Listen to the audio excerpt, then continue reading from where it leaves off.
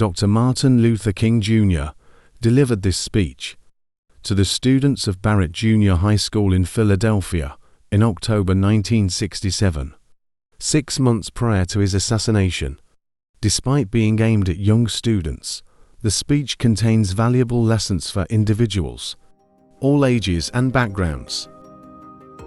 Mr. Williams, members of the faculty and members of the student body of Barratt Junior High School, ladies and gentlemen, I need not pause to say how very delighted I am to be here today and to have the opportunity of taking a brief break in a pretty busy schedule in the city of Philadelphia to share with you the students of Barratt Junior High School. And I want to express my personal appreciation to principal and the administration for inviting me and for giving me the opportunity to see this very fine and enthusiastic group of students here at Barratt. I guess I ought to start out with a commercial, and that is tonight we're going to have a great night in the city of Philadelphia at the Spectrum. I know you've heard of that new impressive structure called the Spectrum. And I know you've heard of Harry Belafonte and Aretha Franklin and Nipsey Russell and Sidney Poitier and all of these other great and outstanding artists. Well, they're going to be here tonight at the Spectrum. And I hope that each of you will go home and tell your parents to be there tonight for this great Freedom Festival. And I hope you will come also, for it will be a great experience. And by coming, you will be supporting the work of the civil rights movement. Now that I've gotten the commercial out of the way, I'll move on and say some things that I want to say very briefly. And I'm being very honest, I'm going to be brief because I have other engagements. I don't have a tradition of being brief all the time. You know, I'm a Baptist preacher, and we can talk a long time. But I'm going to really be brief today. I want to ask you a question, and that is, what is in your life's blueprint? This is the most important and crucial period of your lives, for what you do now and what you decide now at this age may well determine which way your life shall go. And whenever a building is constructed, you usually have an architect who draws a blueprint. And that blueprint serves as the pattern, as the guide, as the model for those who are to build the building. And a building is not well erected without a good, sound, and solid blueprint. Now, each of you is in the process of building the structure of your lives. And the question is whether you have a proper, a solid, and a sound blueprint. And I want to suggest some of the things that should be in your life's blueprint. Number one in your life's blueprint should be a deep belief in your own dignity, your own worth, and your own somebodyness. Don't allow anybody to make you feel that you are nobody. Always feel that you count. Always feel that you have worth.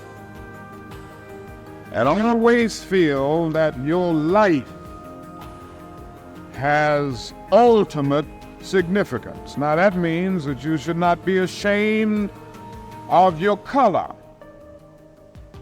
You know, it's very unfortunate that in so many instances, our society has placed a stigma on the Negro's color. And you know, there are some Negroes who are ashamed of themselves. Don't be ashamed of your color. Don't be ashamed of your biological features.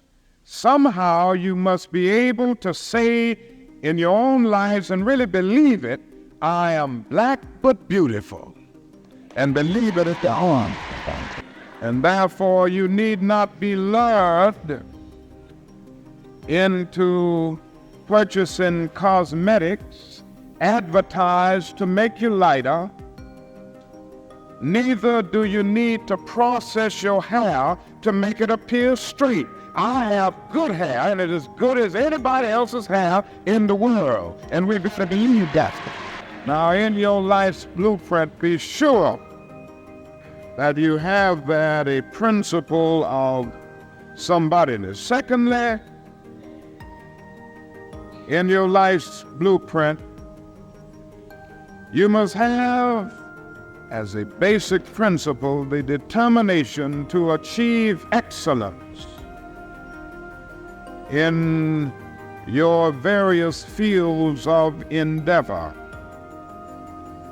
You're going to be deciding as the days and the years unfold what you will do in life, what your life's work will be.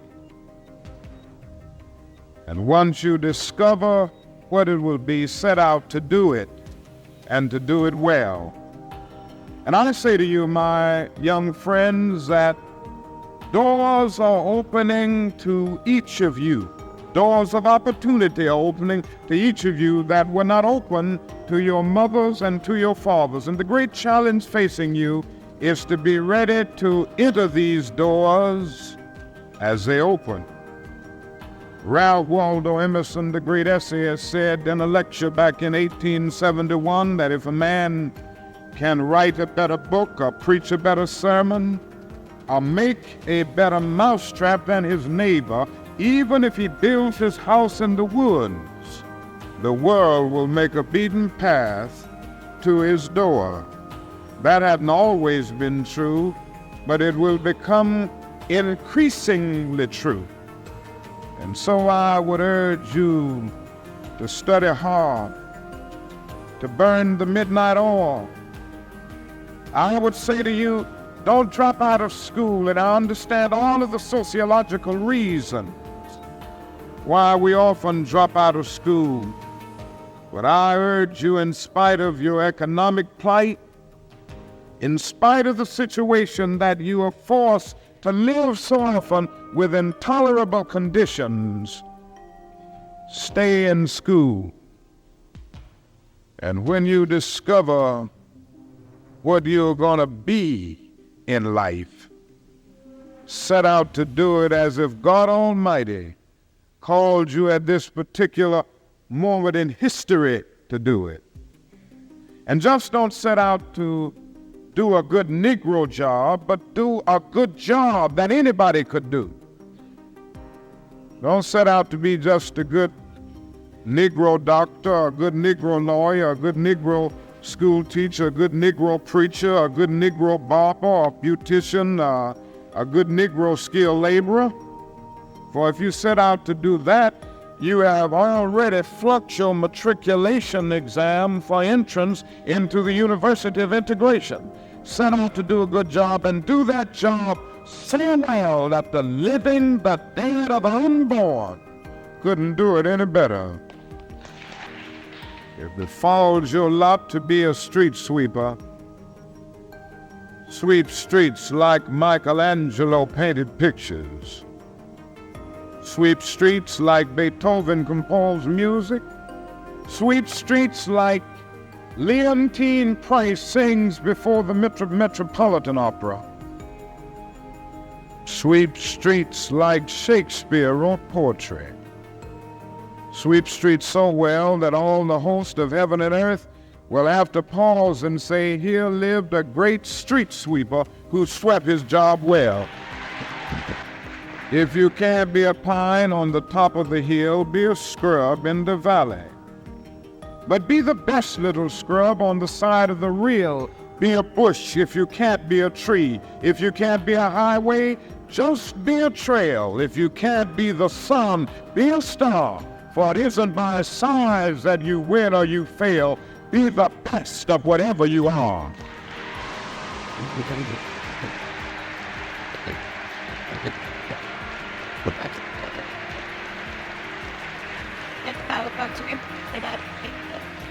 We already have some noble examples. Black men and black women who demonstrated to us that human nature cannot be cataloged. They in their own lives have walked through long and desolate nights of oppression, and yet they've risen up and plunged against cloud-filled nights of affliction, new and blazing stars of inspiration. And so from an old slave cabin of Virginia's hills, Booker T. Washington rose up, be one of America's great leaders. He lit a torch in Alabama, and darkness fled in that setting. Yes, you should know this because it's in your own city.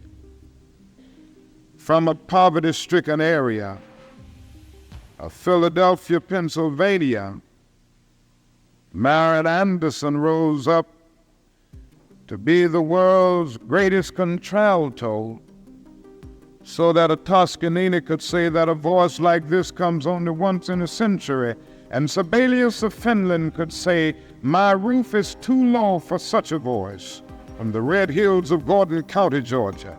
And the arms of a mother who could neither read nor write, Roland Hayes, rose up to be one of the world's great singers and carried his melodious voice into the palaces and mansions of kings and queens. From crippling circumstances, there came a George Washington Carver to carve for himself an imperishable niche in the annals of science.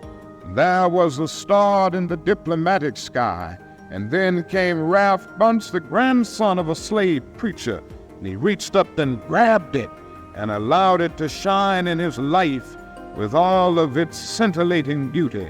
There was a star in the athletic sky. And then came Jackie Robinson in his day, and Willie Mays in his day with their powerful bats and their calm spirits. Then came Jesse Owens with his fleet and dashing feet. Then came Joe Louis and Muhammad Ali with their educated fists. All of them came to tell us that we can be somebody, and to justify the conviction of the poet, fleecy locks and black complexion cannot forfeit nature's claim. Skin may differ, but affection dwells in black and white the same. And if I were so tall as to reach the pole, or to grasp the ocean at a span, I must be measured by my soul. The mind is the standard of the man. And finally, in your life's blueprint must be a commitment to the eternal principles of beauty, love, and justice. Don't allow anybody to pull you so low as to make you hate them.